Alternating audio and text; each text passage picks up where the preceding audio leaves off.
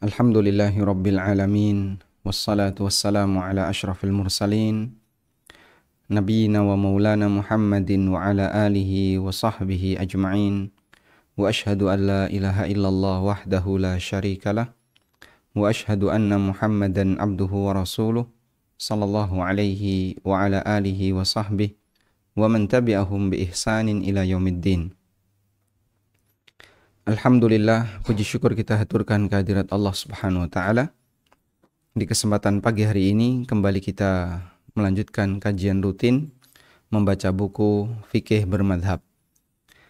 Dan insya Allah yang akan kita baca masih seputar tentang masalah kaidah memahami ijtihad. Berikutnya yang akan kita baca adalah tingkatan ulama mujtahid. Poin yang keenam dari kaidah memahami ijtihad. Bagi para pemirsa, Bapak Ibu sekalian yang memiliki buku, silahkan dibuka di halaman 215. Baik, seperti yang kita pahami bahwa manusia itu bertingkat. Baik tingkat ilmunya, bertingkat pula ketakwaannya, bertingkat pula kemampuan dia dalam beristihad, dan seterusnya. Allah Subhanahu wa ta'ala membagi kepada mereka ilmu sebagaimana Allah membagi amal. Maka dengan keberadaan realita manusia yang bertingkat semacam ini, para ulama yang ada di tengah mereka juga bertingkat. Sebab ulama adalah bagian dari unsur masyarakat. Sehingga ketika manusia bertingkat derajatnya, maka para ulama juga bertingkat derajatnya. Mereka bertingkat dari sisi keilmuan. Mereka bertingkat dari sisi kemampuan dalam beristihad. Mereka juga bertingkat dari sisi kemampuan dalam mengamalkan ilmunya dan seterusnya. Oleh karena itu, para ulama mujtahid juga bertingkat. Nah, sekarang kita akan membaca ulama mujtahid yang kondisinya bertingkat. Ulama mujtahid bertingkat sesuai dengan kemampuan yang diberikan oleh Allah Subhanahu wa ta'ala dalam menampung dalil. Menampung dalil kaitannya adalah jumlah Al-Quran dan hadis yang dia hafal. Dan dalam menggali maknanya. Kemampuan dia dalam memahami makna dalil. Sebab dua ini merupakan kunci ilmu seorang hamba. Yang pertama adalah memiliki dalil. Yang kedua memahami dalil. Siapa yang punya dua ini berarti dia berilmu. Dan Ibnu Abbas radhiyallahu anhuma didoakan oleh Nabi SAW, Allahumma faqihu fid din wa 'allimhu ta'wil. Ya Allah, berikan dia pemahaman terhadap masalah agama, faqihu fid din. Berikan dia pemahaman dalam masalah agama. Wa 'allimhu ta'wil, dan ajarkan dia at-ta'wil. At-tafaqquh fid din adalah dia memiliki ilmu dalam bentuk hafalan-hafalan hadis, hafalan-hafalan fatwa, hafalan terhadap dalil-dalil, sedangkan takwil adalah pemahaman terhadap dalil itu. Apabila dua ini dimiliki oleh seseorang, maka dia menjadi seorang ulama. Selanjutnya, secara umum, ulama mujtahid terdiri dari dua tingkatan. Tingkatan yang pertama adalah mujtahid mutlak, atau disebut juga dengan mustahid mustaqil atau mustahid independen. Siapakah mereka? Mereka adalah mustahid yang tidak terikat dengan madhab tertentu, baik dalam masalah usul maupun dalam masalah furu'. Sehingga dia dalam melakukan tarjih tidak berpihak pada madhab tertentu. Terkadang dia menguatkan madhab Syafi'i, terkadang menguatkan madhab Hambali, terkadang lebih menilai kuat madhab Hanafi atau madhab Maliki atau madhab ulama yang lainnya. Sehingga dia tidak terikat dengan madhab tertentu. Pada setiap zaman, mujtahid independen semacam ini sangat mungkin ada. As-Suyuti membantah anggapan bahwa mujtahid mutlak telah hilang dan tiada sejak lama. Bahwa mustahid mutlak telah hilang dan tiada sejak lama. Ini adalah pemahaman yang keliru. As-Suyuti mengatakan, lahaja katsirun minan nas al-yawma bi annal mujtahidal mutlaqa faqada min qadimin. Banyak orang di zaman sekarang mengatakan lahaja itu niru-niru. Ya. Banyak orang di zaman sekarang tiru-tiru pemahaman bahwa mujtahid mutlak telah hilang sejak lama. Wa annahu lam yujad min dahrin illa al-mujtahid al-muqayyad. Dan sudah tidak dijumpai mujtahid mutlak dari sejak lama. Yang ada hanya mujtahid muqayyad. Mujtahid muqayyad adalah mujtahid yang dia berada di mazhab tertentu. Wa hadza ghalatun minhum, dan ini adalah kesalahan mereka. Ma waqafu ala kalamil ulama, yang tidak memahami pernyataan ulama.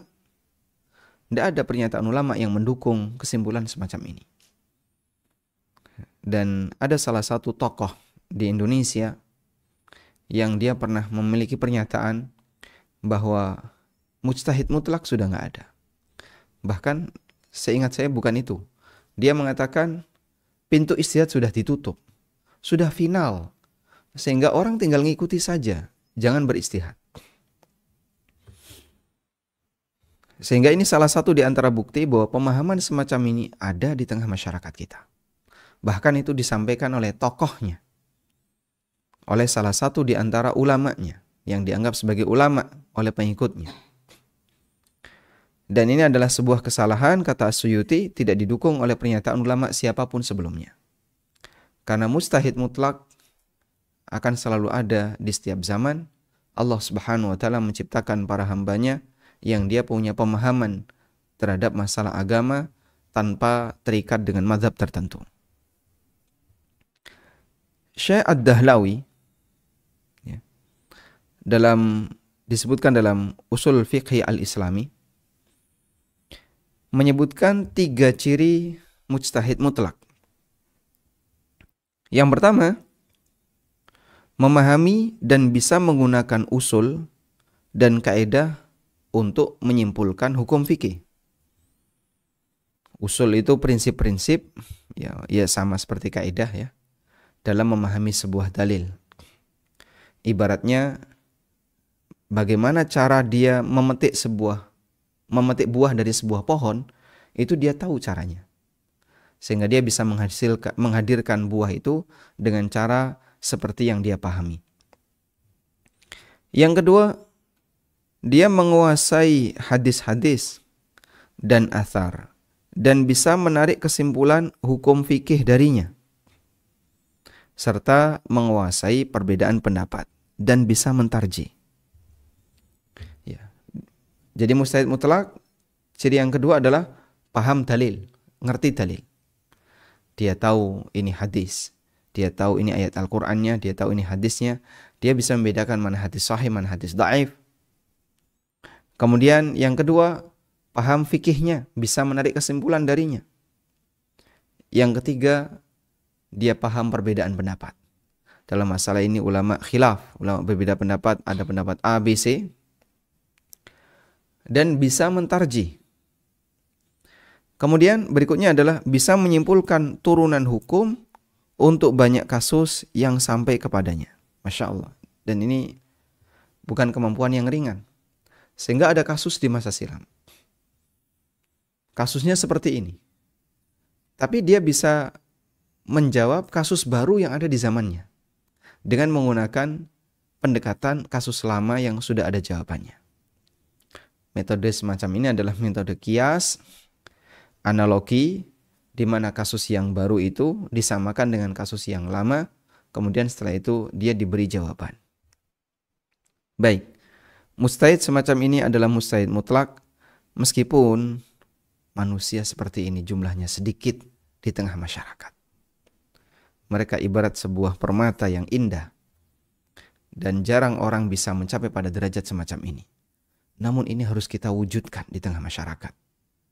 Kenapa harus kita wujudkan? Karena kehadiran beliau bagian dari kebutuhan masyarakat. Sebagaimana pernah kita sampaikan, penjelasan yang disampaikan oleh Asy-Syatibi rahimahullah bahwa masyarakat itu butuh banyak orang untuk menjawab kebutuhan mereka.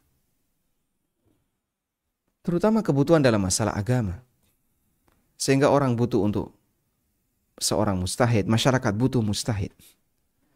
Agar masyarakat ini bisa terjawab banyak masalah dan kasus yang dia punya. Baik. Selanjutnya adalah mujtahid madhab. Mereka adalah para ulama mujtahid yang memiliki kemampuan dalam berijtihad. Hanya saja dalam menyimpulkan hukum, mereka lebih banyak menggunakan usul, ya, kaidah imam madhabnya. Sehingga ini kalau saya menggunakan usulnya Imam Syafi'i, jawabannya kayak gini. Kalau dia menggunakan usulnya Imam Ahmad, jawabannya seperti ini.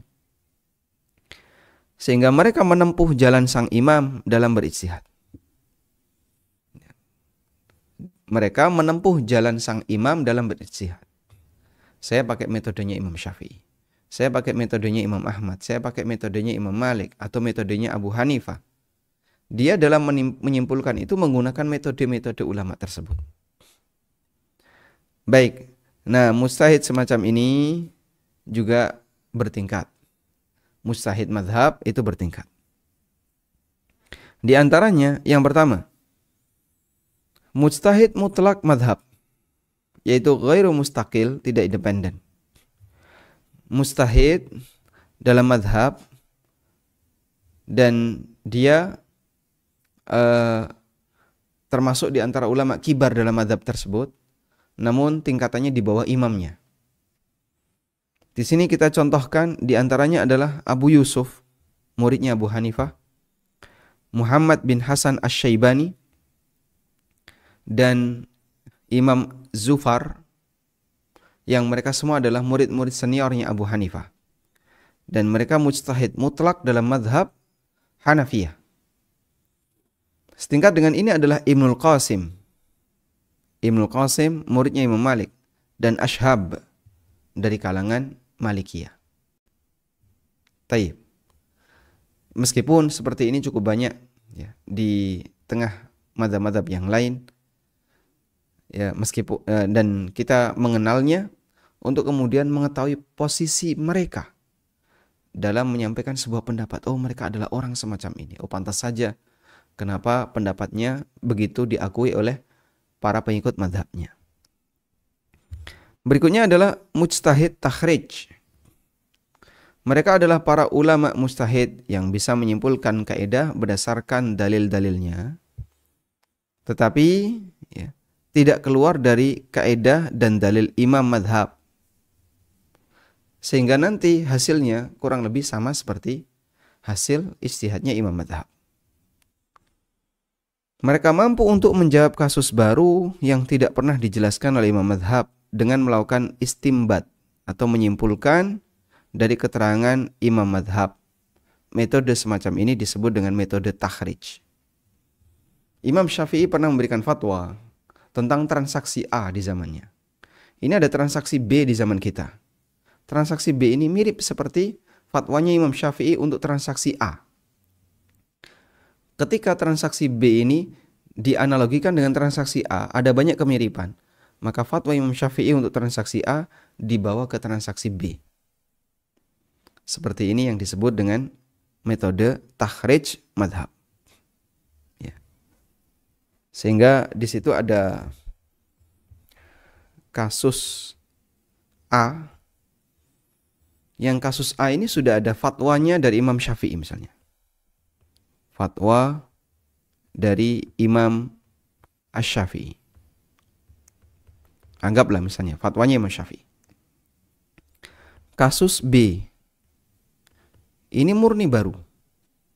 Ini kasus baru. Baru ada di zaman sekarang. Tapi kasus B ini punya kemiripan dengan kasus A. Sehingga dia didekatkan. Didekatkan dengan kasus A. Maka setelah dilakukan pendekatan dan ternyata banyak kemiripan, fatwa Imam Syafi'i di kasus B ini dibawa, di kasus A ini dibawa ke kasus B. menggunakan fatwa yang sama. Dia menggunakan fatwa yang sama dengan fatwa Imam Syafi'i untuk kasus A. Metode semacam ini disebut dengan metode takhrij. Sehingga kasus B dijawab dengan takhrij terhadap kasus A. Ditakhrij dari kasus A. Namanya metode takhrij madhab. Baik. Kita paham istilah meskipun bisa jadi kita tidak pernah ngerti Pak kayak gini. Prosesnya gimana? Ya sudah, pokoknya modelnya seperti ini. Dan istilahnya disebut dengan takhrij madhab. Makanya kalau kita mendengar obrolan teman-teman yang belajar fikih, itu ditakhrij dari keterangan Imam Syafi'i seperti ini, ditakhrij dari keterangan Imam Syafi'i seperti ini, ditakhrij dari keterangan Imam Malik. Maksud takhrij tadi adalah proses ini, pendekatan kasus baru dengan kasus yang pernah ada di zaman imam madhab, lalu fatwa itu digunakan untuk menjawab sebagaimana fatwa yang disampaikan oleh imam madhab. Baik, kita lanjutkan. Di antaranya orang yang memiliki kemampuan dalam masalah ini adalah Al-Hasan bin Ziyad, kemudian At-Tahawi dalam madhab Hanafiyah, kemudian Al-Maruzi, Asy-Syairazi dalam madhab Syafi'iyah. Selanjutnya adalah mujtahid tarjih. Mereka para ulama ahli fikih yang menguasai banyak pendapat dalam satu madhab. Sehingga dalam madhab Syafi'i dia paham. Untuk urusan pembatal wudhu detail dia. Dalam madhab Syafi'i Imam Fulan mengatakan seperti ini Imam Fulannya mengatakan seperti ini. Sehingga dalam satu madhab dia itu paham ikhtilaf. Serta memahami dalil masing-masing dan bisa melakukan tarjih terhadap perbedaan itu. Di antara ulama yang mencapai tingkatan seperti ini adalah Al-Qaduri, Al-Marginani, penulis kitab Al-Hidayah, ya, di antara ulama Hanafiyah. Kemudian ada mujtahid fatwa. Ulama yang berfatwa dengan berlandaskan kepada keterangan mazhabnya. Baik dari imam mazhab maupun dari keterangan para mujtahidin mazhab itu. Sehingga dia ulama Hambali. Maka fatwa-fatwanya selalu mengacu kepada keterangan Ibnu Qudamah. Ibnu Qudamah bilang seperti ini. Atau siapa lagi misalnya? Al-Khalal mengatakan seperti ini. Atau imam siapa mengatakan seperti ini. Al-Mardawi mengatakan seperti ini. Sehingga dia berfatwa berdasarkan keterangan dari imam madhab. An-Nawawi mengatakan ciri mujtahid fatwa hadza ya'tamidu naqlahu wa fatwahu bihi fima yahkihi min masturati madhabihi. Dia adalah orang yang fatwa dan keterangannya, di sini tambahkan yang, ya. Dia adalah orang yang fatwa dan keterangannya mengacu kepada referensi madhabnya. Baik keterangan imamnya atau diturunkan dari keterangan mujtahid dalam madhabnya. Sehingga ketika berfatwa tidak keluar dari keterangan para ulama madhabnya. Wallahu ta'ala alam. Walhamdulillahirabbil alamin. Ini kurang lebih gambaran tentang ulama mujtahid yang ada di sekitar kita. Sehingga kalau kita simpulkan bahwa mujtahid dibagi menjadi dua. Mujtahid mutlak artinya tidak terikat dengan mazhab tertentu. Contohnya siapa yang seperti ini? Contohnya Asy-Syaukani. Beliau mujtahid mutlak, sehingga tidak terikat dengan mazhab tertentu. Meskipun lingkungan beliau Syafi'iyah. Dan mungkin tidak jauh dari ini adalah Amir As-Sun'ani, penulis kitab Subulus Salam. Beliau juga mujtahid mutlak. Ibnu Taimiyah lahir dari mazhab Hambali, tapi secara prinsip banyak sekali pendapat-pendapat beliau yang bisa kita sebut ini sudah sampai pada tingkatan mustahid mutlak. Meskipun beliau Hambali. Demikian pula Ibnul Qayyim, karena banyak sekali dalam tarjih yang disampaikan itu tidak terikat dengan mazhab. Tidak terikat dengan mazhab.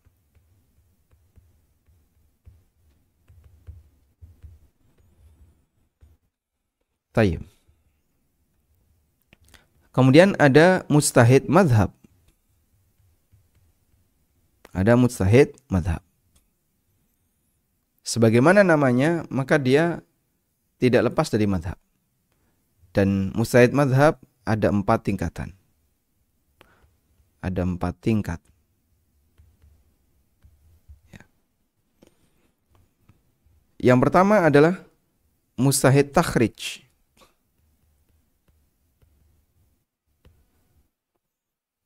Kemudian berikutnya ada mujtahid tarjih. Kemudian apa lagi? Lalu atau sebelum tarjih ada mujtahid mutlak mazhab ya. Di atasnya adalah mujtahid mutlak mazhab.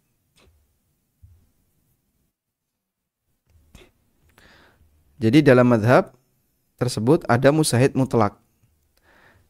Beliau muridnya imam dan fatwanya terkadang keluar dari keterangan imam tapi menggunakan usul imam. Ini menggunakan kaidah imam.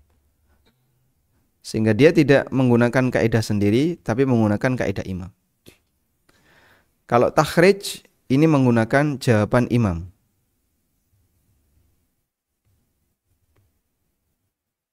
Menggunakan jawaban imam untuk menjawab kasus baru, sehingga dia menguasai keterangan-keterangan imamnya. Nah, ketika ada kasus baru dia bawa ke keterangan imam tersebut. Kalau tarjih ini menguasai pendapat dalam mazhab dan bisa mentarjih. Mentarjih artinya memilih yang lebih kuat.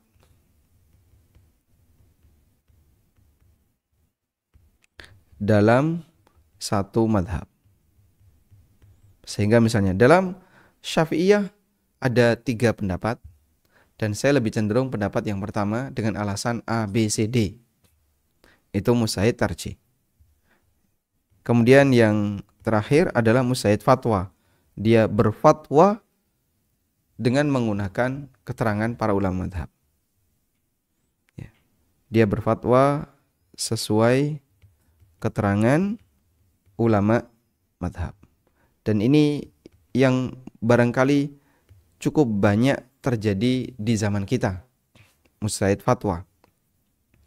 Sehingga seperti beberapa situs ilmiah, ada islamqa.info, seperti misalnya situs ini ya, islamqa.info. Tanya jawab Islam, dan ini dari berbagai bahasa. Nah, di sini ada banyak sekali fatwa, jawaban-jawaban untuk kasus-kasus yang baru, dan rata-rata fatwa-fatwa ini mengacu kepada mazhab tertentu, sehingga ada kasus seperti ini. Maka diambilkan keterangan dari ulama A, ulama B, ulama C dalam mazhab-mazhab tertentu. Meskipun tidak mengikuti mazhab khusus ya. Kadang pakai keterangannya An-Nawawi, kadang pakai keterangannya Ibnu Qudamah, kadang pakai keterangan As-Sun'ani, As-Suyuti, Asy-Syaukani dan ulama yang lainnya. Sehingga ulama fatwa semacam ini mereka ketika menjawab mengacu kepada keterangan ulama sebelumnya. Itu yang disebut dengan mujtahid fatwa. Walhamdulillahirabbil alamin. Tujuan kita mengenal ini ya setidaknya mengetahui seperti inilah kadar para ulama yang mereka bertingkat. Dan setelah kita tahu kadar mereka, salah satu di antara pengaruhnya adalah kita bisa memberikan sikap kepada mereka sesuai porsinya. Demikian, semoga bermanfaat. Wassallallahu ala nabiyyina Muhammadin wa ala alihi wa sahbihi wasallam. Dan insyaallah kita akan sambung setelah tayangan berikut. Cari produk ANB Store, kaos, merchandise, atau buku. Silakan kunjungi anbstore.id, Tokopedia dan Shopee di ANB Store ID. Dengan semakin berkembangnya dakwah yang disampaikan melalui ANB Channel yang diisi oleh Ustadz Aminur Bait, Ustadz Wira Mandiri, Ustadz Ristian Rangil, Ustadz Amir As-Soronji, Ustadz Musa Jundana, Ustadz Muhammad Abu Rifai, dan para asatidzah Jogja lainnya, serta untuk meningkatkan pelayanan kepada kaum muslimin melalui Yayasan Amal Abadi Indonesia yang mengelola lembaga Indonesia Bersih Riba, tim perawat jenazah Al-Baqi, konsultasi zakat dan waris. Insya Allah akan dibangun kantor dan studio ANB Channel yang representatif serta kantor Yayasan Amal Abadi Indonesia. Mari dukung dengan menginfakkan sebagian harta kita melalui Bank Syariah Indonesia atas nama Yayasan Amal Abadi Indonesia dengan nomor rekening 7441998877. Jazakumullah khairan wa barakallahu fikum.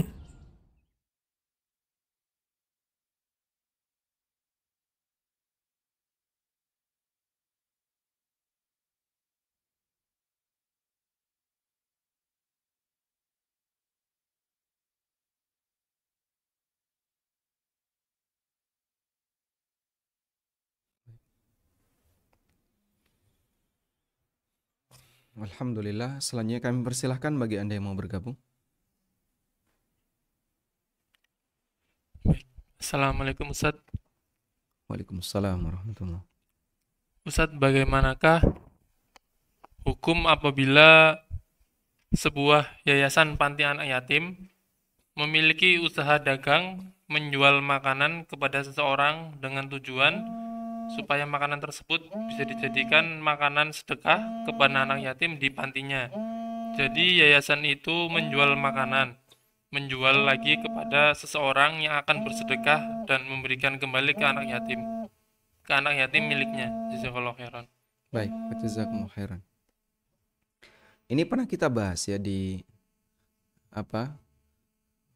forum khusus sedekah nasi bungkus. Mungkin nanti jamaah bisa melihat ulang di video ANB Channel. Anda buka YouTube, kemudian masuk ke kanal ANB Channel, terus Anda pasang searching di situ. Sedekah nasi bungkus. Ada 2 video.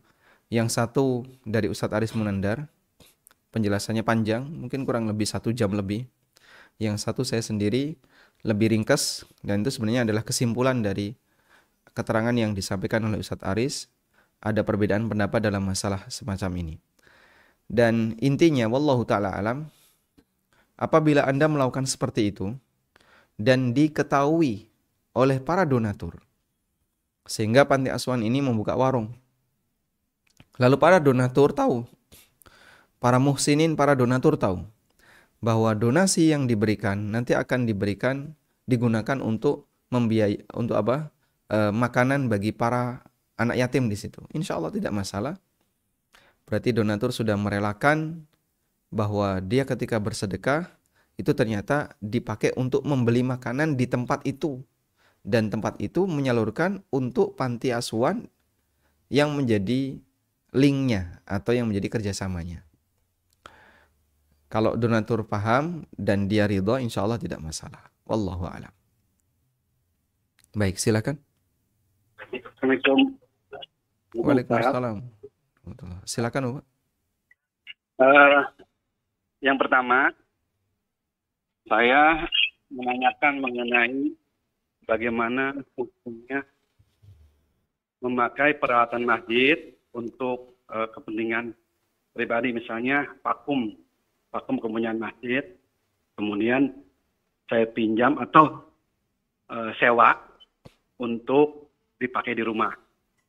Kemudian yang kedua,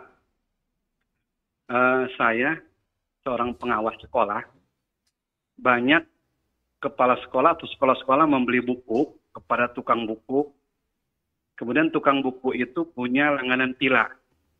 Bolehkah saya meminta gratis tila kepada tukang buku tersebut tanpa ada maksud hal-hal lain. Karena villa ini atau digunakan untuk jamaah masjid. Itu saja Ustadz. Terima kasih. Langganan villa, Halo? nanti villa itu digunakan untuk pribadi? Untuk rapat. Untuk rapat masjid. Rapat masjid ya. Baik. Taib. Cukup Bapak? Ya. Cukup, terima kasih Ustaz. Assalamualaikum warahmatullahi wabarakatuh. Waalaikumsalam warahmatullahi wabarakatuh. Nah. Untuk kasus yang pertama berkaitan dengan fasilitas wakaf yang tadi Bapak ceritakan ya. Ada vakum milik masjid. Dan vakum milik masjid ini berarti adalah fasilitas wakaf. Ketika dia diwakafkan untuk masjid, maka pada asalnya penggunaannya hanya terbatas untuk masjid. Sehingga untuk selain itu pada asalnya tidak diperbolehkan. Apalagi untuk pribadi. Maka kalau masjid A memiliki alat vakum dan itu dibeli dari dana masyarakat, yaitu mereka yang iuran-iuran atau donasi ya. Dan itu sebenarnya adalah dana wakaf, lalu dibelikan vakum, maka vakum ini berarti wakaf untuk masjid A. Atau wakaf untuk masjid secara umum. Bisa juga untuk masjid tertentu, bisa untuk masjid secara umum. Dalam posisi ini, objek wakaf harus dipergunakan sesuai dengan fungsinya. Objek wakaf harus dipergunakan sesuai dengan fungsinya. Oleh karena itu dari sini kami memahami tidak diperbolehkan menggunakan objek wakaf untuk kepentingan pribadi. Yang itu manfaatnya hanya untuk pribadi. Karena berarti dia tidak digunakan sesuai dengan fungsinya. Sehingga yang kami sarankan sebaiknya tidak menggunakan objek wakaf itu. Apakah boleh sewa? Ini kembali kepada kebijakan takmir. Apakah benda di masjid itu ada yang boleh disewakan? Karena memang bahwasanya objek wakaf ketika dia disewa oleh orang lain, misalnya Yayasan A punya beberapa objek wakaf. Ada kursi, ada tenda, dan seterusnya. Di samping untuk kepentingan yayasan, objek ini juga akan dimanfaatkan dengan cara disewakan agar yayasan punya sumber pendapatan. Kalau memang ikrar di depan seperti itu, insya Allah tidak masalah. Sehingga dia tidak dipinjamkan secara gratis, tapi manfaatnya kembali ke yayasan dalam bentuk disewakan. Nah, saya kembalikan ke takmir. Apakah pada waktu pengadaan itu jamaah atau para penyumbang, para donatur, mereka punya pemahaman bahwasanya nanti masjid ini juga akan menyewakan vakum itu.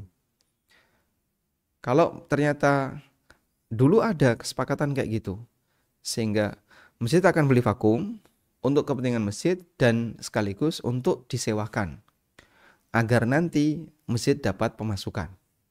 Kalau seperti itu insya Allah boleh disewakan. Tapi kalau hanya untuk kepentingan masjid, pada asalnya tidak bisa disewakan. Wallahu a'lam.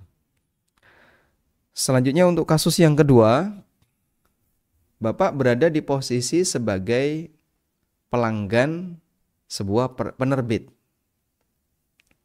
Baik. Lalu Bapak minta manfaat dari penerbit itu. Karena posisi Bapak adalah karyawan sekolah dan kemudian pihak penerbit memberikan manfaat. Kalau sifatnya pribadi, jadi mungkin kalau kita gambarkan seperti ini ya. Pelanggan penerbit. Di sini ada sekolah. Lalu sekolah ini punya karyawan. Posisi Bapak adalah sebagai pengawas. Kemudian di sini ada penerbit. Sebenarnya konsumen penerbit ini siapa? Sekolah. Inilah konsumen penerbit. Lalu penerbit memberikan hadiah ke karyawan. Hadiah. Hadiah ini sogok ya. Hukumnya tidak boleh. Sehingga ketika penerbit ngasih sesuatu ke kepala sekolah, baik berupa hadiah fisik maupun non fisik, semuanya tidak boleh dilakukan. hadiah fisik contohnya benda, barang atau uang. Non fisik misalnya dia diumrohkan atau dikasih tiket gratis. Semuanya tidak boleh karena masuk sogok. Baik. Nah, sekarang hadiahnya dalam bentuk villa, gratis villa. Apakah ini boleh diterima? Jika ini untuk kepentingan pribadi, masuk sogok. Tapi ketika itu digunakan untuk masjid, boleh atau tidak? Rapat masjid di situ.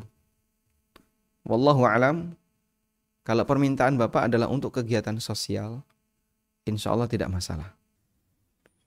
Karena sekolah adalah lembaga sosial, kemudian hadiah ini digunakan untuk kegiatan sosial. Baik yang kembali ke sekolah maupun kembali ke kegiatan sosial yang lain. Sehingga insya Allah tidak masalah, sebab tidak digunakan untuk kepentingan pribadi. Wallahu a'lam. Baik, silakan. Assalamualaikum warahmatullahi wabarakatuh, Ustaz. Waalaikumsalam warahmatullahi wabarakatuh.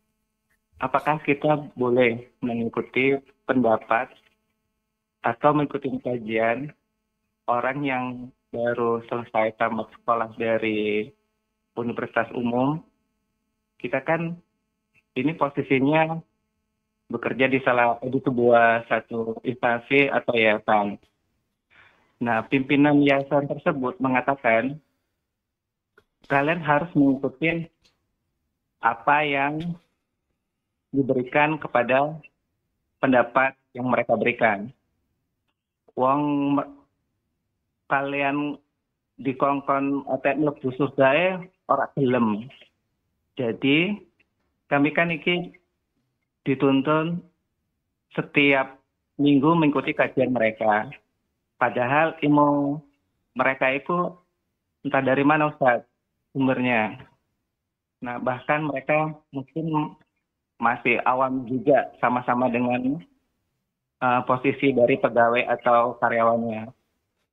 Jadi tindakan kita itu atau sikap kita itu bagaimana Ustaz? Ini diwajibkan perusahaan ya? Betul Ustaz. Baik. Oke, terima kasih Ustaz. Jazakumullah khairan. Assalamualaikum warahmatullahi wabarakatuh. Waalaikumsalam warahmatullahi wabarakatuh. Tayyib. Dalam hal ini ada dua hal yang perlu kita bedakan Pak ya. Pertama, untuk aturan perusahaan. Yang kedua, mengambil ilmu dari narasumber yang disediakan oleh perusahaan. Untuk posisi yang pertama, apabila itu jadi aturan perusahaan dan Anda bagian dari karyawan itu, maka kembali kepada kaidah sebagaimana yang disabdakan Nabi SAW, al-muslimuna ala syurutihim. Setiap muslim harus memenuhi kesepakatan yang dia buat. Dan bagian dari kesepakatan adalah aturan yang ada di perusahaan itu. Sehingga ketika pihak atasan menetapkan aturan bahwa karyawan wajib mengikuti kajian di hari Ahad atau di hari apa begitu sesuai dengan yang mereka tentukan, maka karyawan ya harus mengikutinya. Terlepas dari keadaan narasumber. Sudah? Sekarang kita bahas yang kedua. Pembahasan yang kedua adalah berkaitan dengan posisi narasumber. Ternyata narasumber yang dihadirkan oleh perusahaan itu adalah orang yang secara kemampuan, keilmuan mungkin masih jauh di bawah rata-rata. Bahkan bisa jadi sama sebagaimana jamaahnya. Cuman bedanya satu. Yang satu pintar ngomong, yang lain gak pintar ngomong. Kalau seperti ini yang terjadi, kita tidak bisa memastikan apakah ilmu yang beliau sampaikan itu penyimpangan atau tidak. Karena kita tidak tahu materinya ya. Intinya, selama di situ tidak ada penyimpangan. Misalnya, yang beliau sampaikan ngajak para jamaah bareng-bareng baca Quran. Lalu setelah itu dibacakan terjemahannya. Kemudian diambil kesimpulan-kesimpulan. Dari apa yang Anda dengerin itu, selama tidak ada penyimpangan yang terjadi di sana, insya Allah Anda boleh duduk di situ dengerin. Ya meskipun Anda sendiri bisa, saya sendiri juga bisa kalau sebatas baca. Baca terjemahan, lalu membaca kesimpulan. Anda mungkin bisa sendiri. Tapi ketika itu dilakukan dalam forum tersebut, tidak ada salahnya. Ketika dilakukan di forum tersebut, tidak ada salahnya. Yang penting di situ tidak ada penyebaran bentuk penyimpangan dari narasumber. Baik. Yang kedua, ketika di situ ada penyimpangan. Misalnya ngomongnya ngawur, atau kadang dia ketika menyampaikan itu gak karuan ya. Bahkan isinya cuman menimbulkan permusuhan di antara kaum muslimin. Isi kajian dari awal sampai akhir cuman intinya adalah mengajak orang untuk memusuhi orang lain, membenci orang lain. Masya Allah. Atau belum lagi dia menyampaikan sesuatu yang jelas tingkat kesesatannya itu nyata di depan muka kita. Misalnya dia ngajak perdukunan, atau dia ngajak untuk belajar ilmu kebal. Para jamaah sekalian, sekarang Indonesia sudah dalam situasi genting. Maka masing-masing kita harus punya perisai pribadi. Perisai diri ini bisa diwujudkan oleh masing-masing hamba. Dan saya akan ajarkan tata caranya. Yang dimaksud adalah ilmu kebal. Subhanallah. Kalau seperti ini, Anda boleh izin ke toilet, udahlah. Nanti tunggu aja di sekitar itu. Yang penting pokoknya tetap hadir di kantor. Atau di luar sambil santai-santai, nggak dengar juga nggak apa-apa. Ada seorang ulama. Beliau berada di sebuah masjid. Setelah masuk masjid, beliau sholat tahiyatul masjid. Lalu setelah itu duduk di belakang, nyender. Di situ ada forum kajian. Didengerin oleh ulama ini. Haddatsana fulan bin fulan. Qala haddatsana A, qala haddatsana B, qala haddatsana C, dari sahabat dari Nabi SAW. Jadi dia menyampaikan hadis dari fulan bin fulan, dari ini ya, sampai sahabat. Kemudian didengerin oleh ulama ini. Itu salah semua. Beliau nyender sambil nyebuti bulu ketiak. Dicabuti bulu ketiak. Akhirnya pemateri itu marah.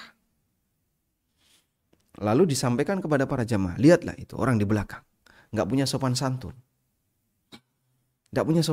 Dia. Ada majelis ilmu di sini, dia malah nyebuti bulu ketiak.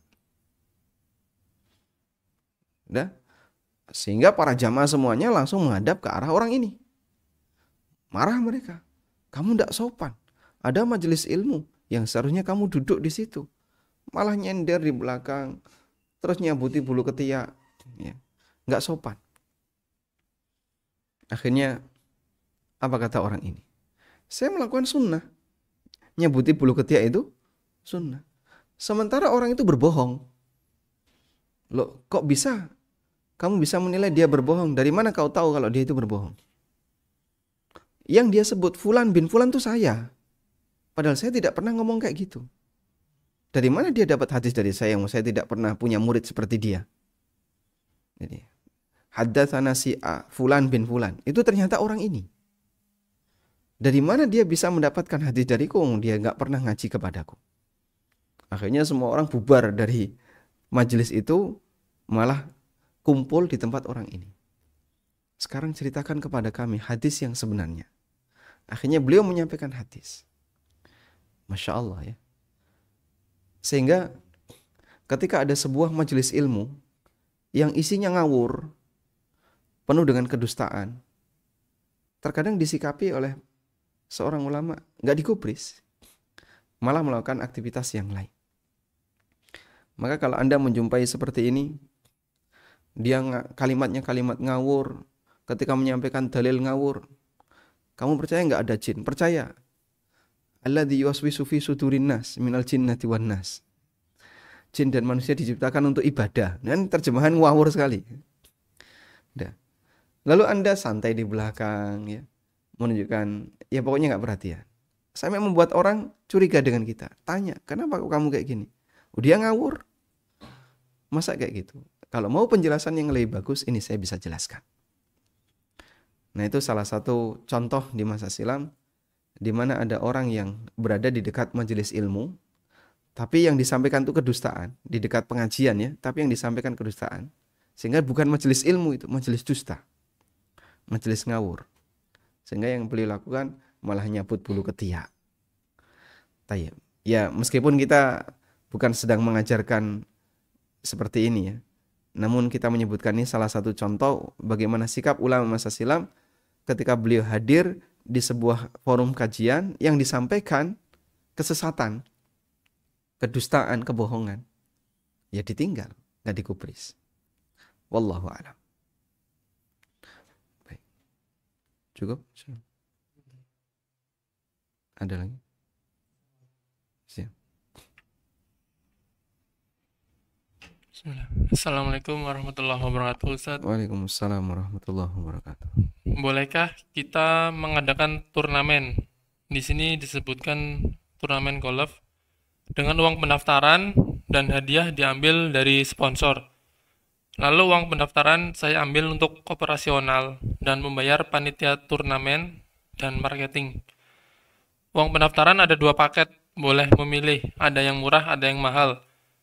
Paket A semisal 1 juta dapat tiket dan souvenir. Paket B misal 2 juta dapat makan juga. Bolehkah saya mengambil keuntungan dari paket A atau B? Karena tidak diwajibkan untuk memilih paket B.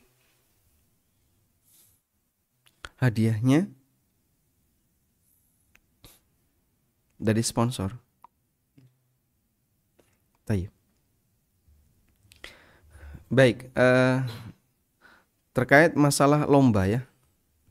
Terkait masalah lomba. Ada 2 pendekatan yang perlu kita perhatikan. Yang pertama adalah mengenai hukum judi. Dan yang kedua adalah mengenai kaidah gharar. Judi ini terjadi jika di sana ada taruhan. Dan ciri dari taruhan itu adalah orangnya membayar, lalu bayarannya dipakai untuk hadiah. Misalnya, bayar berapa? 1 juta. Yang 300 jadi fasilitas peserta, yang 700 dikumpulin jadi hadiah. Itu taruhan. Dan taruhan seperti ini hukumnya haram kecuali pada 3 lomba. Nabi SAW mengatakan la sabaqa illa fi thalath. Tidak boleh ada sabak, taruhan kecuali untuk 3 lomba, yaitu memanah, pacuan kuda, dan pacuan onta. Yang turunannya adalah lomba yang mendukung kegiatan jihad fisabilillah, baik jihad fisik maupun non fisik.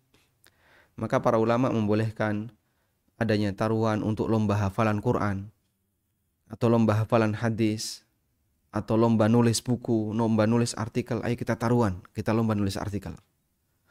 Nanti semua artikel akan kita publish. Yang terbaik dapat hadiah. Dalam rangka untuk mewujudkan kemaslahatan bagi syiar agama Islam, taruhan diizinkan.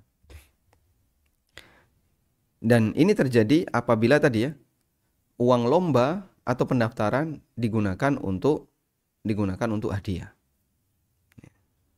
Jadi ciri khas taruhan di situ adalah uang pendaftaran digunakan untuk hadiah.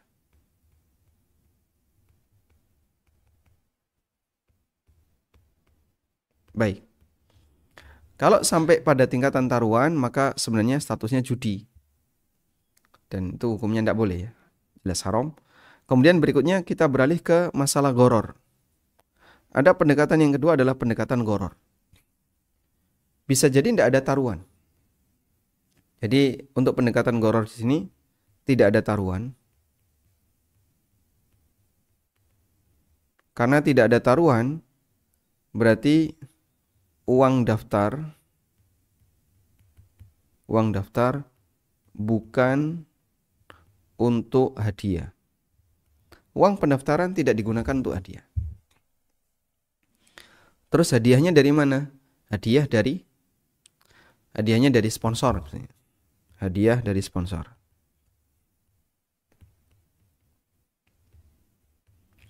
Cuman begini, Di situ ada uang daftar. Kalau kita gunakan pendekatan iwad sama dengan muawwad. Kalau kita gunakan pendekatan iwad dan muawwad, sebenarnya apa sih yang didapatkan dari uang pendaftaran itu? Iwad sama dengan muawwad. Ini adalah uang daftar, uang pendaftaran. Apa yang dia dapatkan dari uang daftar ini? 1, fasilitas. 2, ternyata fasilitas ini masih sisa, Pak. Hadiah. Dia ingin mendapatkan hadiah. Sehingga muawwadnya di situ dia ingin mendapatkan hadiah. Kalau ini jelas. Ini nilainya jelas, ada kejelasan. Ini juga jelas. Yang hadiah ini tidak jelas. Ada? Ketika ada posisi tidak jelas, yang dominan yang mana? Sebenarnya yang dicari apa sih? Dari proses lomba ini? Fasilitasnya atau hadiahnya? Ya berharap dapat hadiah, Pak. Berarti yang dominan yang ini, yang hadiah. Ketika yang dominan hadiah, ini masuk gharar jadinya. Saya bayar.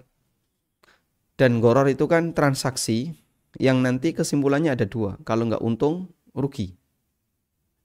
Sehingga saya bayar, kalau saya kalah rugi dari uang pendaftaran. Kalau saya menang, saya untung. Tapi kalau pilihannya adalah antara untung dan tidak rugi, itu tidak gharar. Pilihannya antara untung dan tidak rugi, tidak gharar. Maka kalau uang pendaftaran ini sebanding dengan fasilitas total yang didapatkan, sehingga dia bayar misalnya 100.000, dapat apa, Pak? Kaos, makan siang, kemudian topi, terus apa ya? Ada banyak sekali. Itu senilai 100.000. Bahkan bisa jadi lebih. Nggak rugi saya, Mas, kalau ikut kayak gini. Karena fasilitasnya banyak dengan cuma 100.000. Maka insya Allah berarti yang dia cari bukan hadiah. Mungkin yang dia cari adalah saya pengen apa misalnya nguji kemampuan. Saya pengen ini, pengen ini. Intinya selama itu gratis. Sehingga uang daftarnya murni untuk fasilitas dan tidak ada harapan untuk dapat hadiah, insya Allah tidak masalah. Wallahu ta'ala alam. Demikian yang bisa kita sampaikan. Semoga bermanfaat.